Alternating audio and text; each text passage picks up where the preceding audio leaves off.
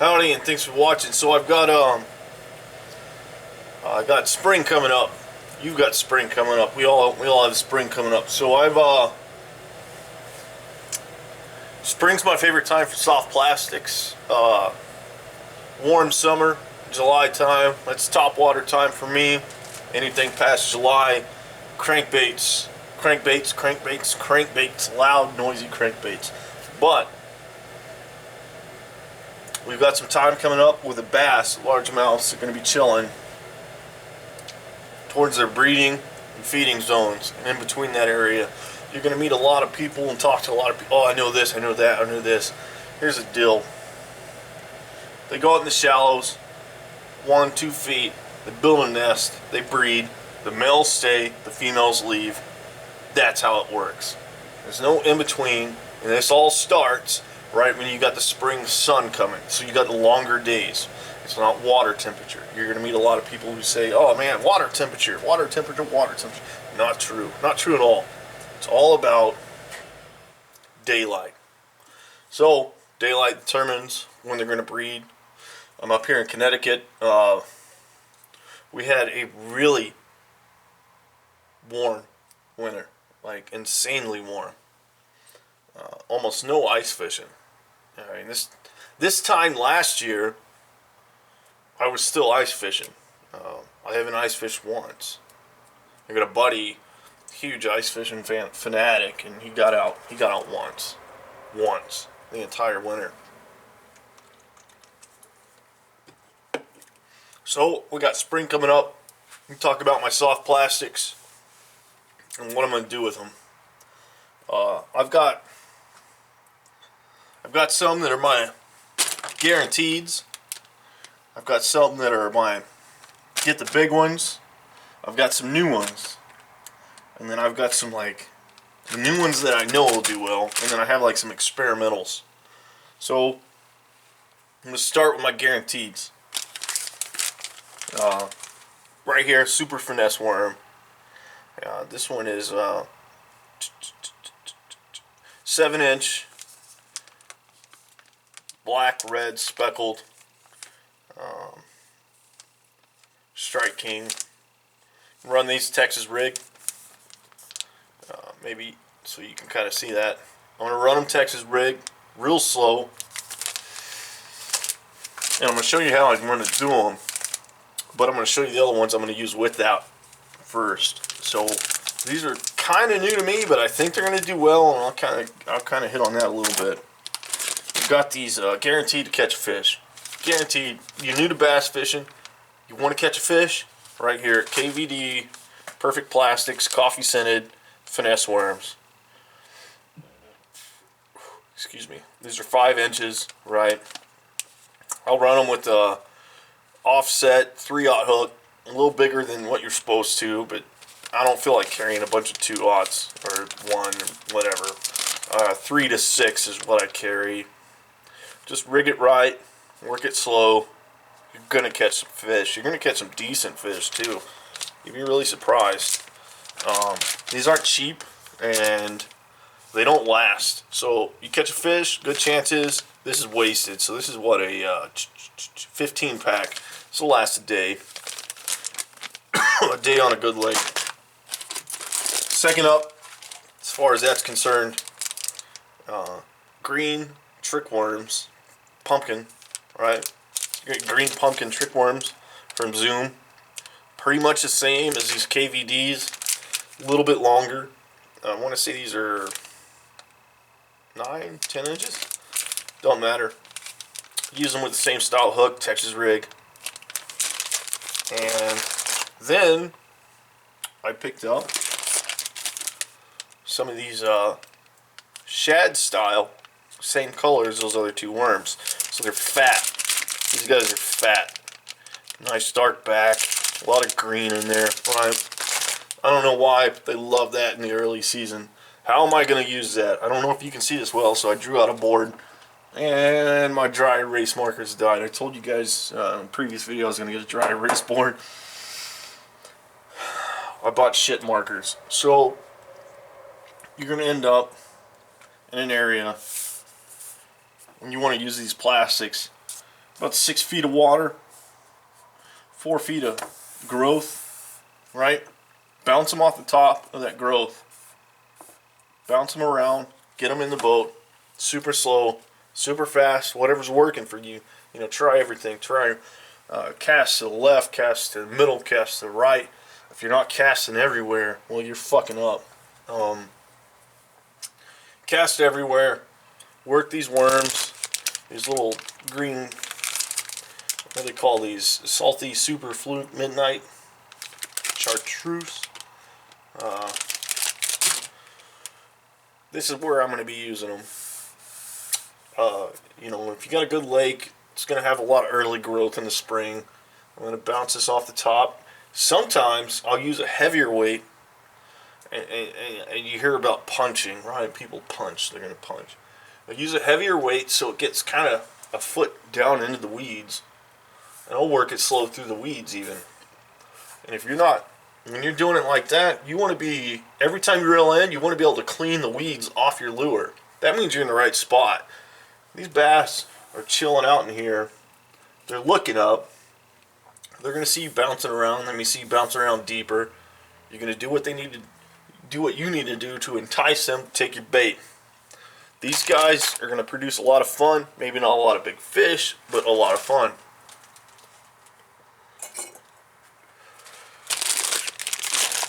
So, kind of getting to this area right here. I don't know how well this is going to show up on the camera, but I got a line. It's drawn like this. I've got two ways of going about this. Basically, you know, 4 to 6 feet at water in here, down to 27, possibly down to 60. Where are the fish? I don't know. They could be anywhere. They're going to be where the food is at. During the spring, your males are going to be up here. Females might be hanging around here. Quick escape route, right? My choice is going to be these power bait chigger craws. A lot of guys use these jig heads with a skirt. I don't. I feel they just get hung up more often than it's worth. There's two kinds, well, there's several kinds of these chigger craws. I've got these green ones. I've had these for a year and a half, and you can see the package is not really that used that much because, well, they don't like the green ones. They like the red ones, at least in my area. So these chigger craws are, I'm going to take one out of the package, kind of give you an idea what's going on here. Pretty much the same size as a crawfish. Whenever you get them out, you're going to pull that apart. And I'll work a 3/0 hook through there. It says to use a 2 offset. Like I said, I don't keep a lot of 2s. You can work a 3 in there. Nice Texas rig, bouncing around. You make this guy swim down to the bottom, right? And he's got this mad, I'm a total crawfish swimming action. He does all the work for you. Pull him down, let him go to the bottom, jerk him up. Let that weight slide down and slowly pull him back down to the bottom. Before you know it, you're going to feel, they never get aggressive with these guys. You'll feel it get picked up. Picked up. Someone's holding on to it. Set your hook. Boom. Set your hook. Remember when you set your hook, keep your rod low, up to the chest, like that. Don't do, you see these guys doing this wacky baseball. You're going to pull it right out of their mouth, but get the line tight. Boom. You got a fish on. I can't say enough about these red chigger craws. Every time I'm kind of in a bad spot and I've been fishing, maybe it's too hot, it's too late in the afternoon, they ain't been biting for days, these guys produce. So, that's going to be my mainstays pretty much during the early spring, and I'm hoping on hooking up a big one throughout that. But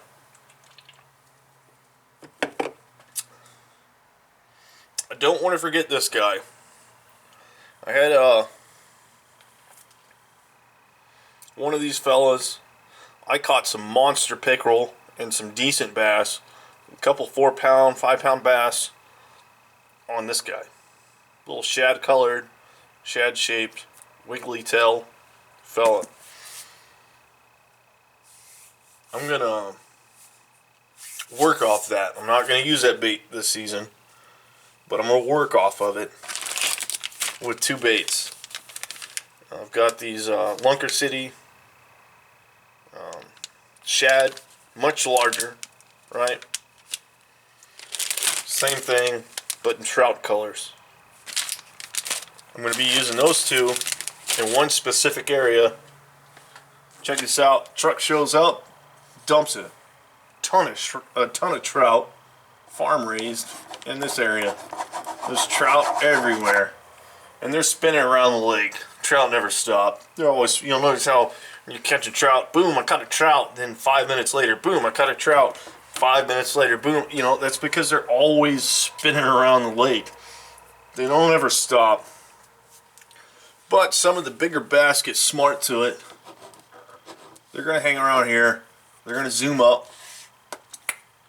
Bang. They're going to hit that trout. And if you think, oh, bass don't eat trout, yes, they do. And they eat them as big as they get. Bass, if it can fit in their mouth and it's worth the expenditure of energy, they're going to eat it. Because then they could chill out for a few days and just be stuffed and super happy. And I don't blame them. So that's, I'm going to take this guy, and when I'm in areas like this, where I know there's trout spinning around, I'm going to take him. And normally, you know, you want to cast towards this bank and pull down like that, but I'm going to do it the other way. I'm going to bring him up. I'm going to bring him up because I think they're going to be looking this way. Catch him in the side vision. Boom. Spooked. Hit it. Gone. Fish on. On top of that, I've got a couple of baits this year I'm going to be using like that. Kind of in shallower water that has a quick escape. I've got a couple lakes like this. Goes 1 foot, gentle slope to 10, and then just the disappearing dark end with a lot of vegetation. Bass, they're going to be hiding in there somewhere. Who knows where they're going to be. So I've got some of these Havoc little Tennessee shad and clear bream. I'm not really concerned about the colors. They look like junior trout. Something that might be getting dropped off by the truck. Hopefully the bass hit it. I don't know. That's my experiment. Some more experimentals this year. This is just based off what I got going on. Got another finesse worm. It's just pumpkin green, long, Texas rig. I'm going to be working this one everywhere. Shallow, deep, you name it. I think it's going to produce. I'm going to give it a shot. That's 7 inches. Another one, early in the season, right after the spawn. Well, right after the spawn, early in the season is, well, half the season for me, but right after the spawn, your bass are going to school. They're going to feed off shad. Last year, I had a buddy of mine, took him fishing a few times.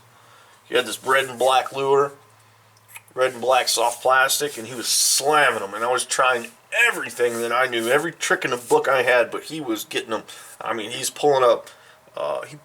And in the course of about 10 minutes, he pulled up about 3-4 pound bass. And in between them, each 4-pound bass is a 2.5 pounder, right? So looked at the lure he's using, red and black. So I went ahead and got some of these sluggos, red and black. I like the sluggos. There's a million ways you can fish them.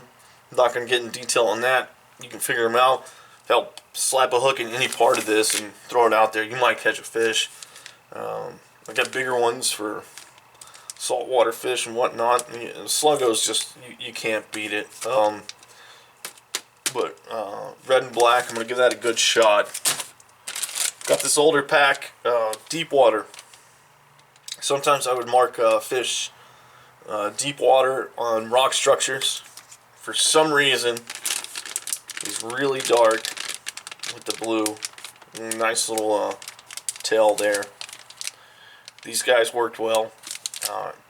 This pack will probably last me the whole summer. But when I see them deep, it's going to be my first go-to. And then kind of my last one. I don't know why I picked this out. So when you're fishing, you open up your toolbox, tackle box, right? And you look. You could have a fancy calculator that tells you pH, water depth, plants, you know, all this, and it tells you what perfect lure to pick out. But what happens is, in reality, you look at your tackle box and it says, use this. Your brain tells you that. Why does it tell you that? I don't know. Experience, trial and error. So I picked these guys up. They call it Sassy Sally. It's a shad, sexy shad, from Bass Pro Shop. And I don't know why I got them, but my brain said, yo, dude, you got to get these things because they're going to produce a fish. I haven't opened the box before. So they're pretty similar to some of the baits I showed you earlier, but the color, dark on top, light bottom, that's been successful for me. Light bottoms, white, any kind of lure with just a straight white bottom, I can't argue with them. Wacky tail there. I don't know, I just have a feeling I'm going to pull a big one off these guys. My goal this year is 8.5 pound largemouth in Connecticut, which is, well, it's not seen that often. I hit my goal this year. I just said I want to get a 6 pounder, got her. I've learned my lakes, I've learned my area, and well, I'm going to go fishing. I'm going to take you with me. I'm going to be posting some long videos of just the whole fishing trip, and short ones of the nicer fish I catch. Plan on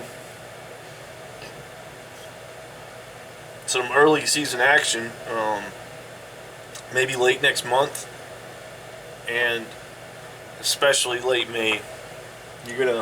Might do some striper fishing in late May, middle of May. I'm gonna go out in the Connecticut River and Thames River. I've got a neighbor of mine, he's been itching to catch striper for a while, and we're gonna do some of that and hopefully get a nice one, maybe like a 40-pound striper. And got all the gear for that, but that's all for a different day. Thanks for watching. That's what I'm using this early spring. Some of you guys down south may be using the same colors, but twice as long, because the fish you have down there are ridiculous. I maintain bigger baits catch bigger fish most of the time. If you can, use barbless. Pretty much this whole summer I'm going barbless because, well, I caught probably 1,500 bass last summer, and, well, barbless is, well, it's nicer on them. So let me know what you think. If you think I'm full of crap, go for it. Say you don't know what you're talking about. If you want to go fishing with me, then you watch this video and you're like, yo, I want to go fishing with you and I'm near Connecticut, shoot me a message and I'll take you fishing. I've got 4 seats on my boat, include myself, so that's 3 people I can take, and I'll put you on a 6-pounder. It's up to you to catch him. I've got a couple videos coming up on down imaging and how to use that to make your fishing trip more successful, especially near bridges. Once I get my new seats in, I'll be taking the boat out and doing some down imaging, and we'll showing all that off. So if you have anything you want to know, tips, tricks, boat maintenance, especially boat maintenance, reel maintenance, safety, anything, just let me know. Highly doubt anybody's going to watch this far, but if you do, hit me up. I'll take you fishing. We'll have a good time.